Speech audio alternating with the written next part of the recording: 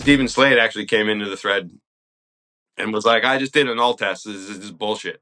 Like, then a bunch of other people were like, I null tested, it nulls. But this guy was like ready to die on that hill. He's still just like, I don't care what you all say, I could hear it. And it's like, dude, you are a professional audio engineer. Like, you're arguing against a null test. Like, that's like arguing again that the earth is flat.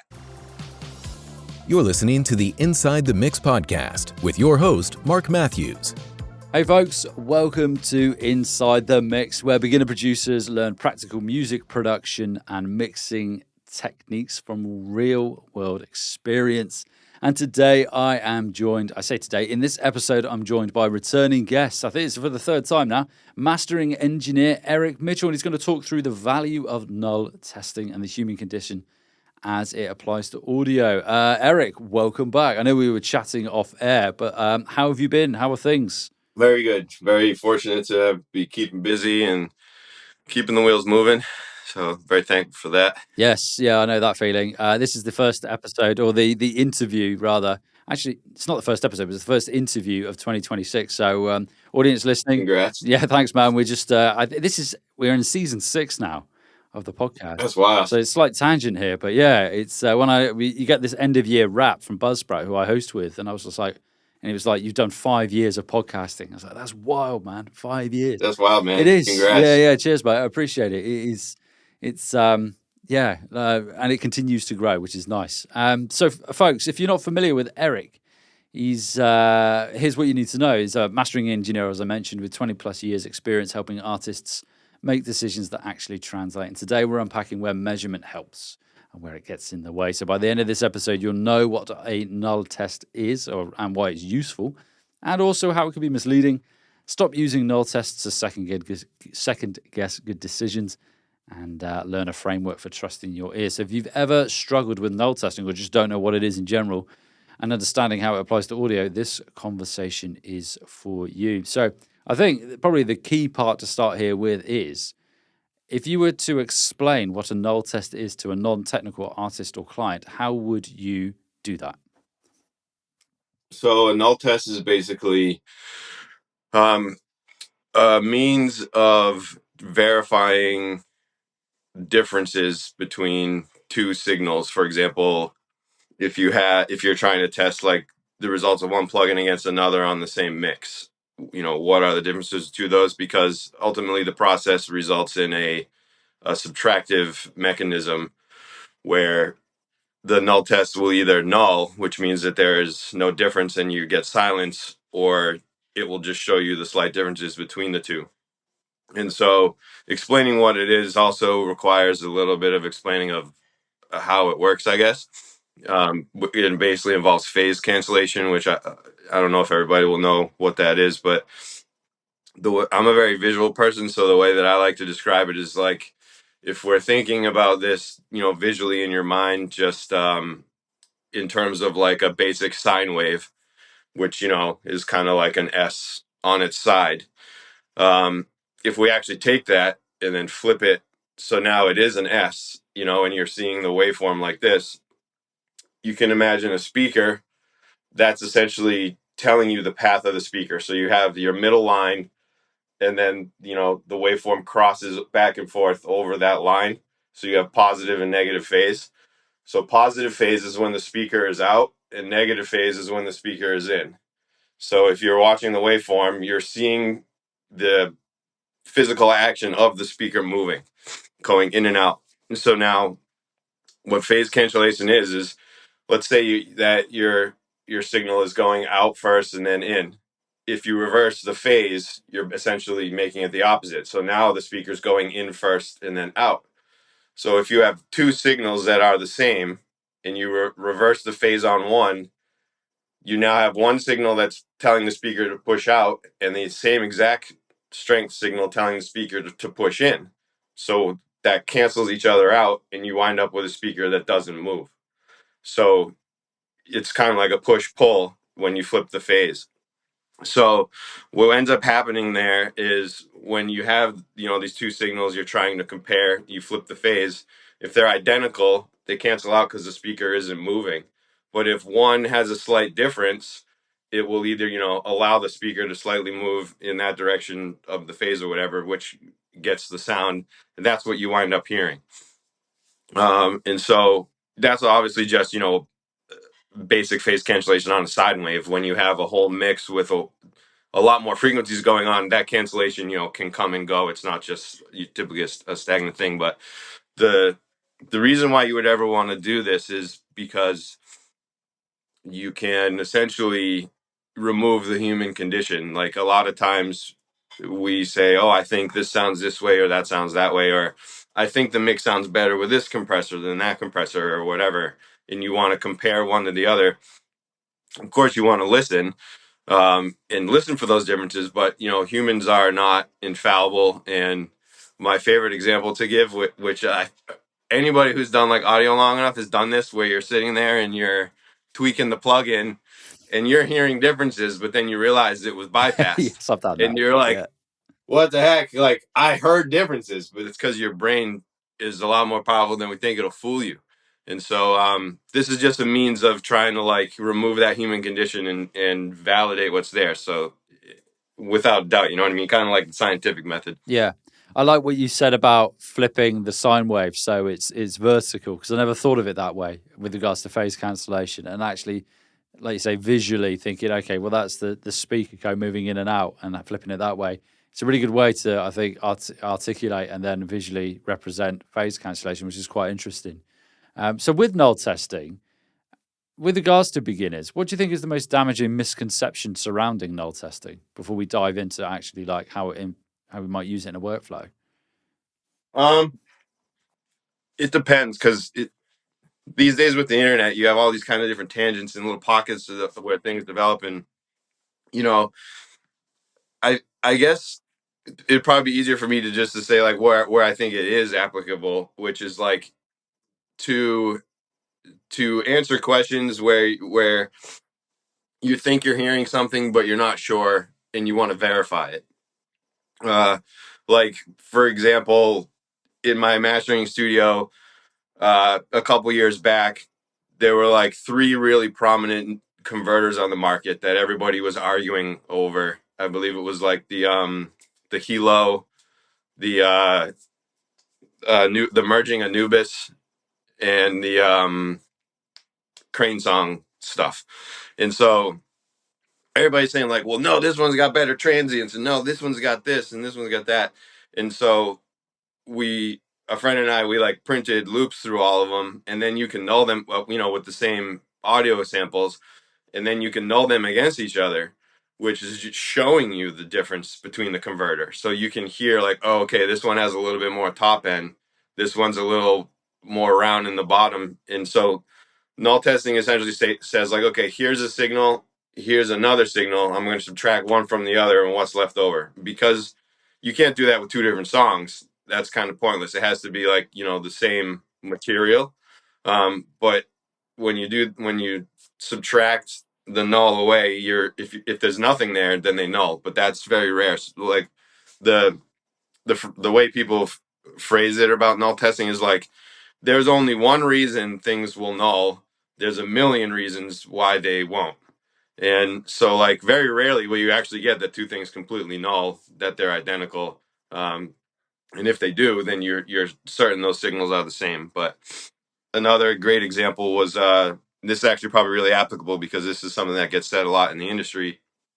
I had a friend who's actually an incredibly talented engineer, and I forgot how we got on the topic, but he was just like, oh man, I hate that the UAD plugins are $250 and blah blah blah. And I was like, why? Like, I mean, yeah, they're expensive, but like, why in particular? And he's like, well, I could get the Vertigo plugins from in the Plugin Alliance bundle, but they're $250 from UA. And I'm like, just get the Plugin Alliance ones. He's like, but the UA one sounds so much better. And I'm like, dude, they sound as exact. Literally, BrainWorks made the plugin for both. They are identical. They will null. And he's like, no way. He's like, the UAD processor makes it sound more analog. And I was like, dude, it's not a processor. It's a DSP chip. It's just saving your CPU. It's not affecting the sound. It's still digital. And he was just very stuck on the narrative from the internet. And I was like, we're gonna do a null test together. And I was like, here's what we're gonna do. So we printed, 30 seconds of audio in the DAW through the UAD Vertigo compressor, and the same settings and audio through the Plugin Alliance Vertigo compressor. Flipped the phase on one, and they 100% nulled, which means like they were positively identical. And so this is like a great example of, to answer your question, like when I would use this tool in a way to, diagnose the situation or find an answer. Because in this case, this was a definitive answer for this person. Look, regardless of what you believe or what you want to think or what the internet will tell you, these two plugins are identical. There's literally no difference in the output. Save your, $250 and get the Plugin Alliance subscription.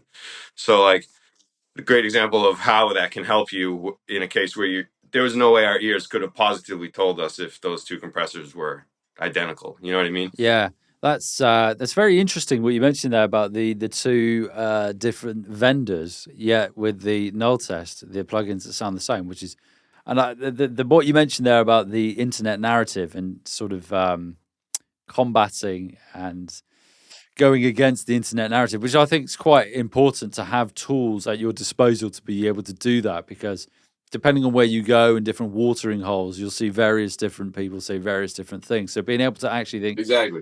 you know what, I've got the tools at hand here to be able to try this out for myself and come to my own conclusion versus reading someone's what they've experienced, which is may or may not be right, and you don't know where if it's a reputable source or not. So being able to do it yourself is incredibly powerful, I think. So with regards to like, if you were to get started with null test, you've never done it before and you just want to get your feet wet with it, is there a type of source material that would be better for a beginner to use? Because you mentioned there For about like full learning how to mixing. do it, you mean? Yeah. Um, I mean, I'm afraid to say this just because it's so general, but like obviously YouTube, there's like a lot of good stuff on there. I should have thought ahead and found like a how to null test video I could have plugged, but like I would say this probably really it's really just like a process, and there's just a few specific things that you kind of have to ensure are in place, or else you'll get inaccurate results. The biggest of which, main two, is it needs to be the same audio, so like two different versions of the same source material. And then the second most important thing is that both bounces have to be completely sample aligned in your DAW, because if one of the clips is even just one sample off, the the results won't be accurate, because in order for nulling to work, the signals have to be identically aligned. And so typically, you can even occasionally you'll do two bounces, and maybe there's the slightest little difference in the beginning of one of the files or something. So I always just hyper zoom the timeline and just make sure, like, find a spot where there's a sharp transient, like typically like a kick on the one or something. And then I just zoom in as far as I can to make sure that the actual samples are aligned.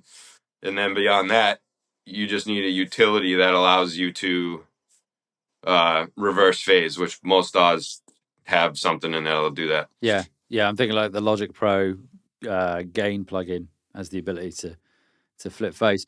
But it raises an interesting point, and this is something like going way back into my memory bank here. And I remember when I was doing my degrees and stuff, and I was having a conversation with someone, and they were talking about how with digital files, ones and zeros, binary and whatnot, they were talking about how they don't like they want to do as few sort of what am I getting at here? Like file iterations with regards to like copy pasting, moving the file onto different mediums. So that's what I'm getting at. So moving it from your hard drive to the cloud, then downloading it, or moving it from your hard drive to an SSD or to another drive or something.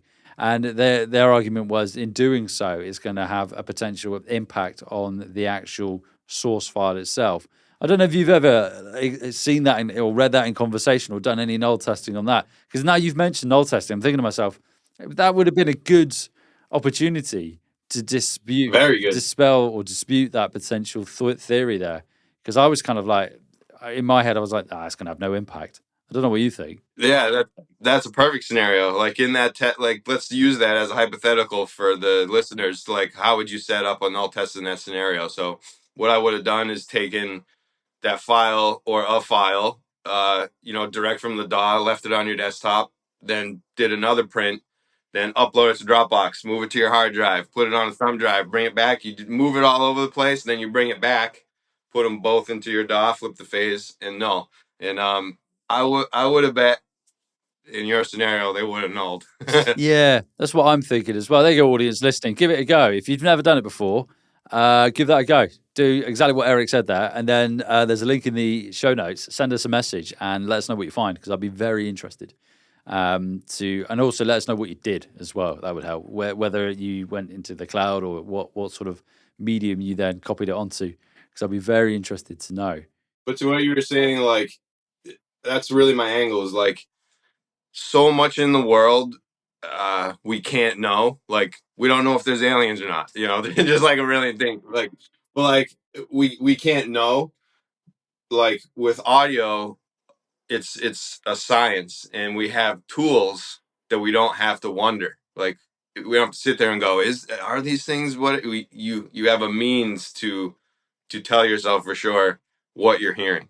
And I wouldn't say to again answer what you said earlier, like, I don't think of null testing as like I don't think of it as like a tool in the same way as I do like a compressor or not like that. It's not like a something I use every day. It's more like an instrument which can provide me information in scenarios where I want to verify what I think I'm hearing. Yeah. How often in your sort of day-to-day workflow do you find yourself using a null test? Is it something you do often? Not often, not often at all. Like a handful of times a year. Um, Earlier on, so that's now in like my context today. Earlier on in my career, I was using it more just because uh, I was curious and wanted to inform myself about certain things, like what's the difference between this and that. And actually, another tool to shout out in conjunction with null testing, which I thought was really informative, is that plugin doctor, uh, because you can stick that in your DAW and it will show you, similarly to how null testing shows you things, it'll show you like what processing is occurring so you can actually see it. And so again, like I'm definitely not advising like to become a visual mixer, like use testing plugins and mix based on spectrums and null testing and stuff. It's more just like the knowledge is power, like GI Joe, knowing's half the battle. Knowing these things just arms you for scenarios where you can reach into your bag and say, oh man, like I really wish I could figure out XYZ. Oh, I can use a null test right now to do that. And you reach into your bag of tools, and that's, you know what I mean, when you'd use it. Most of the time lately, it's in the context of how do I word this? Trying to disprove internet madness. Have you got an example of one um, that you've done recently, like disproving? there's dude, like that's actually what motivated me to mention it to you about talking, is because in particular last year there were three very high profile engineers just on something else on the interwebs, uh saying some things. And so the three things were, I'm not going to name any names, I don't want to be that guy, but there was a huge engineer saying that changing the meters in Pro Tools changes the sound, like changing the little LED meter type. I have seen that. I cannot remember who it was, but I have seen that conversation. Yeah, carry on. Yep. So that was one. Then there was another one this was on a mix with the masters feature, which they eventually pulled because of this. He was saying that all DAWs have a different sound, and so plugins sound different in every DAW. And then the other one was that a power conditioner changes the sound of an ITB mix in your computer. And that in theory, then if I bounce a mix from Logic on my desktop and then go bounce the same project from my laptop because it has different power, the mix is going to sound different. Wow. um, They, yes, yeah, I've heard of all those ones, particularly the first two. Definitely, the metering one is an odd one. I've definitely heard the whole DAW one, but the power conditioner, that's it's almost. I mean, I'm not an expert with regards to these things, but it kind of like it's almost like someone's saying something just to say something or to create a conversation where there's no actual substance to it. But what did you do? Can you give us an example of your response to yeah. maybe one of these? So in all of them, I essentially like commented and mentioned null testing, like because the comments are obviously full of, excuse me, back and forth with that's not true. This is, well, yes, it is. I heard it. And, you know, even like the power conditioner one, it becomes interesting because, I'm fortunate to have the informed perspective of like someone who does this for a living, but there's so many people who are interacting with these, big engineers who are aspiring or don't have that experience. And so like they are looking to these people to learn and for advice, and so like I actually kind of that's like a hot button for me when you have like somebody who's should be credible, who's on the internet giving people wacky advice. Like that's not helping anybody, and it's just like why you got to do that. And so hence the null test. It's like trying to inform these people, like, look, guys, we don't have to wonder if a power conditioner affects the way your mix sounds. We can test this. Like here we go. I'm gonna bounce this mix on my uh, desktop off wall power, which is an Intel CPU, and then I'm gonna bounce the same amounts bounce off my laptop on battery power on an Apple CPU. So now we have two different CPUs, two different powers. We're gonna bounce the mix. Let's see if they null. Of course they null. So it's like there's zero difference between those bounces. We don't have to wonder. Power does not affect your thing. But the crazy thing is now on this in this particular instance, this engineer that was peddling this took offense because his in his mind, I'm assuming he felt larger as an engineer than myself or like his success or whatever. There was some ego, and his response to me was like, uh, I don't need a null test. Check the credits. Like it was like like that. It's Wow, like really, bro. really? Like so what? Because you have credits, you're inhuman. Yeah. Like these things don't result because of skill or experience. It's the human condition. Like we are all human, and your brain is what it is. Like you can't control your brain to the degree that you can validate scientific audio measurements. Like that's why we have these tools. And so I just sit there and I think about what about all these people who come into this thread that are aspiring? Like, imagine myself 15 years ago when I was just learning and I see this big engineer say, "Oh, power affects the bounce."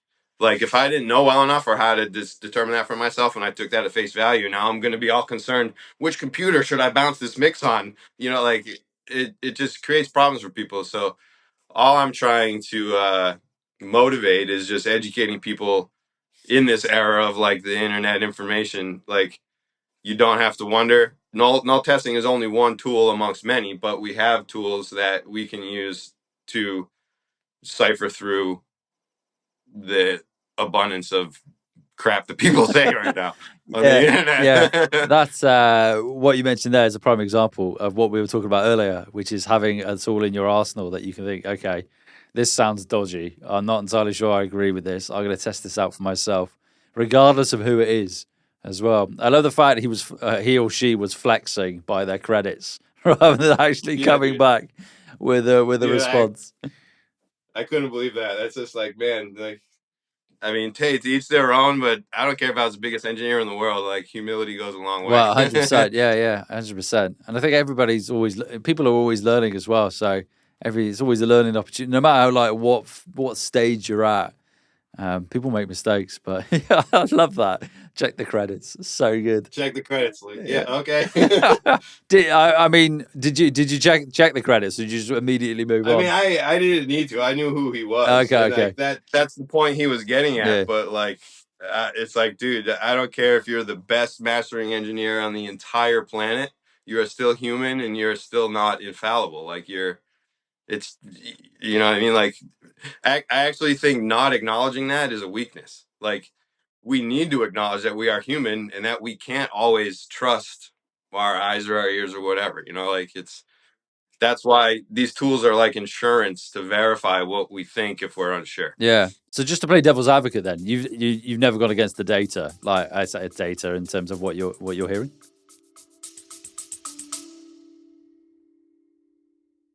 Hey, quick question. Ever feel like you're pouring your soul into tracks, but they still don't sound finished? I've been there, and that's why I started a simple weekly email to share what actually works. No fluff, just practical tips to help you shape radio-ready, playlist-worthy music without the second guessing. Tap the link in the episode description and get free weekly tips to make your music release-ready and playlist-worthy.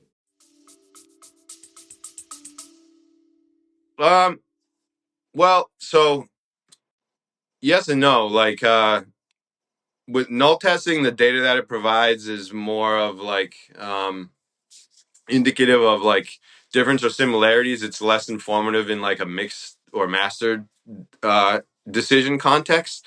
But like I've gone against it in ways where like it contradicted what I thought and caused me to change my beliefs. Like thinking, you know, this converter is better than that one, and then doing the null test and hearing differences that actually pointed to the other one having some advantages or stuff like that. And so I would say, yeah, it. I wouldn't say that I've gone against the results. I would say that the results have caused me to go against what I believed prior. Like reinforms my position or opinion or belief on something. Yeah, I get you. Yeah. So you're not going against what you're necessarily hearing. It's just helping you make a informed decision, basically, ultimately. Yeah, Exactly. make an informed decision. Yep. Eric, I realize we're fast approaching the end of our conversation here. It's been very interesting. Very interesting. So I think for like best practices, I appreciate we've gone through some tips already with regards to individuals wanting to get started with null testing and why they should do it. Mainly, as we mentioned earlier about the internet narrative, is certainly one to help with that. And you mentioned about most DAWs having some form of utility plugin where you can flip the phase. And there are an abundance of plugins where you can flip the phase anyway, but like a utility plugin to flip the phase. Have you got any tips for beginners who want to try null testing without getting lost? Let's say they're right at the beginning of their journey. Are there any other tips that you can think of? Not really. I guess it's more just like the best practices we covered. Maybe if we did like a summary of like, you know, checkpoints of main things to cover is that number one, it has to be two of the same source signal. It's like the same audio. Two, it has to be correctly sample aligned in the DAW. Three, you have to flip the phase on only one of them. And again, that's to remind the listeners because we're reversing the shape of the waveform so that one subtracts from the other. And then three, it will most often never null. It usually won't null. There will usually be small differences, and that's what it shows you. So you should not go into it with the expectation that things will null. It's actually rare.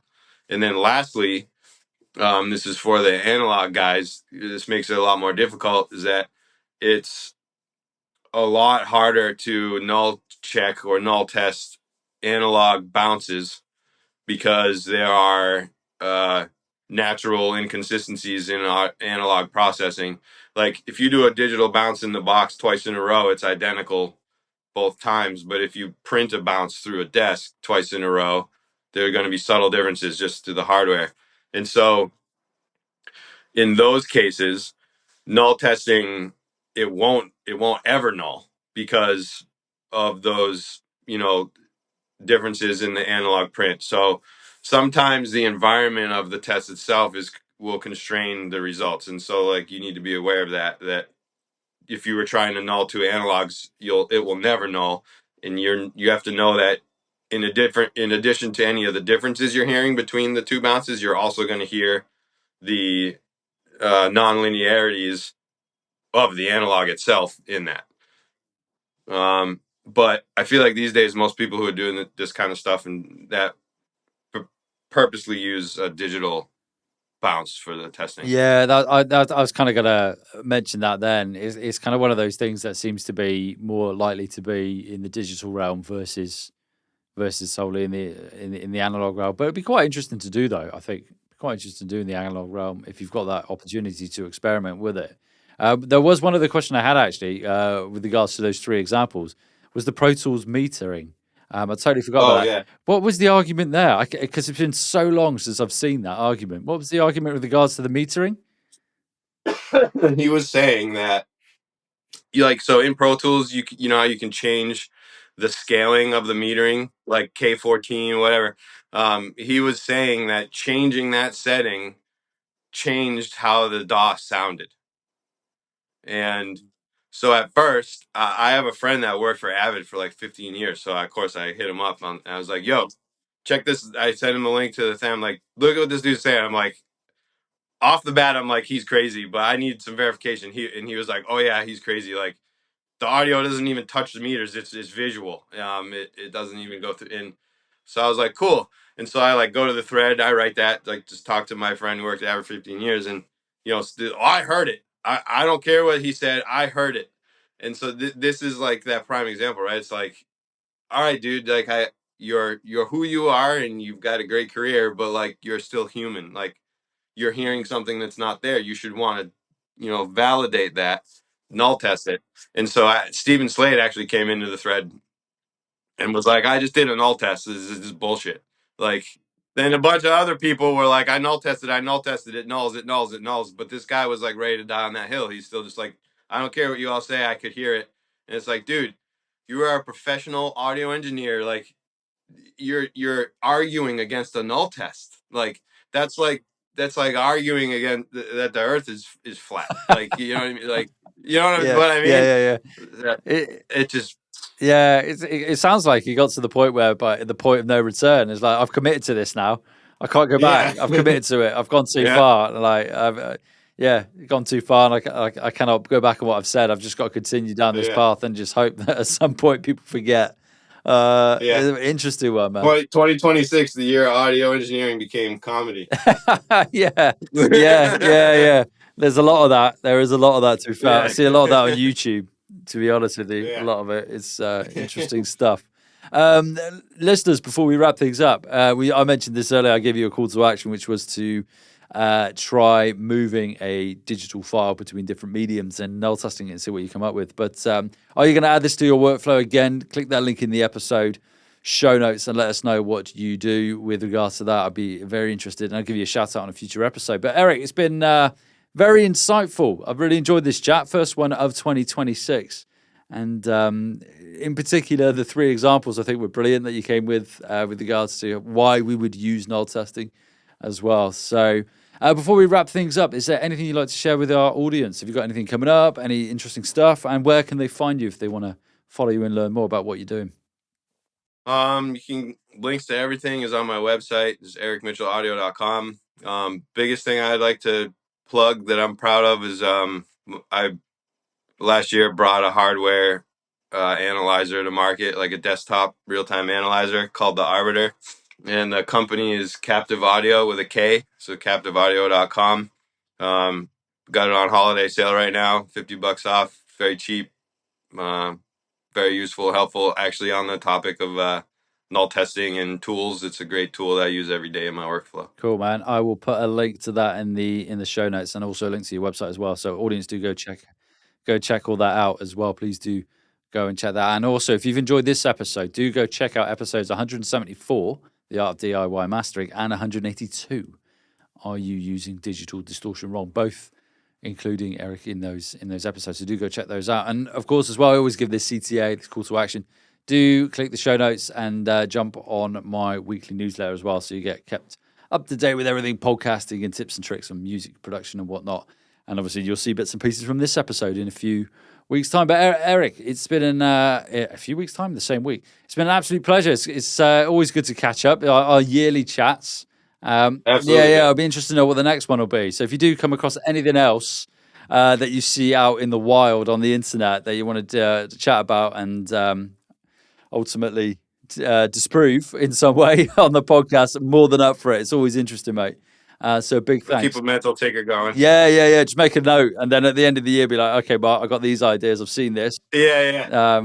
because they're always really good ones to go through. Because I Oh, can thank you. imagine there's going to be other people out there who've seen the same similar things, and Always something. yeah, 100%. So, audience, until next time, trust your ears, commit with confidence, and keep mixing. And join me in the next episode. Ooh, before you go, don't forget to tap the link in the episode description and get your free weekly tips to make your music release ready and playlist worthy.